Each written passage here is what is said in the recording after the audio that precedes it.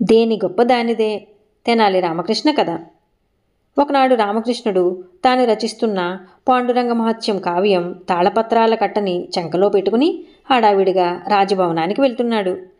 తాతాజీ ప్రేరితుడైన ఒక సైనికుడు మధ్యలో తారసపడి నమస్కరించి, కవివర్య, తమ చేతనున్న గ్రంథమేమిటి అని అడిగాడు వినయంగా. రామకృష్ణుడు నవ్వి, ఇదా, నేను రచిస్తున్న కావ్యం పాండురంగ మహత్యం, రాయల వారికి వినిపించడానికి తీసుకువెళ్తున్నాను అని చెప్పాడు. సైనికుడు తల పంకించి, ఆహా, పెద్ద కవినని గప్పాలు కొట్టుకుంటావు.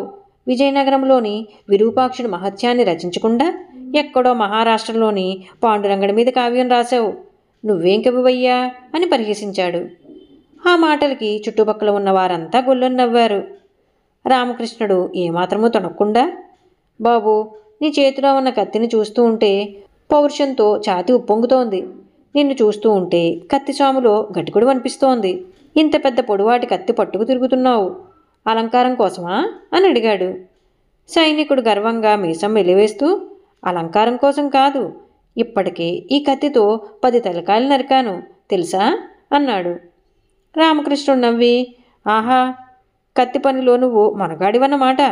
అయితే ఇంకేం, నీ కత్తితో నాకు క్షురకర్మ చేసి నీ నైపుణ్యాన్ని చూపిస్తే ఒక వెండిరూక పారేస్తా అన్నాడు.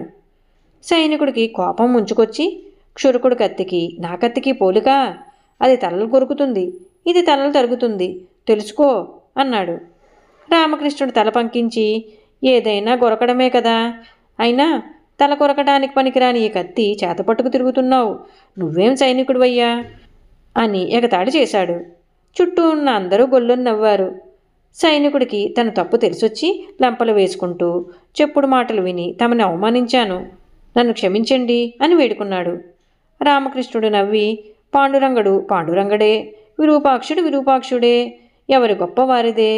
అట్లే తలలు కొరికే కత్తి కత్తే, తలలు తరిగే కత్తి కత్తే, దేని గొప్ప దానిదే, తెలుసుకో అనేసి ముందుకు సాగిపోయాడు. ఈ కథ మీకు నచ్చినట్లయితే లైక్ చేయండి, షేర్ చేయండి. మరిన్ని మంచి కథల కోసం మా సంపత్ ఛానల్ని సబ్స్క్రైబ్ చేసుకోండి.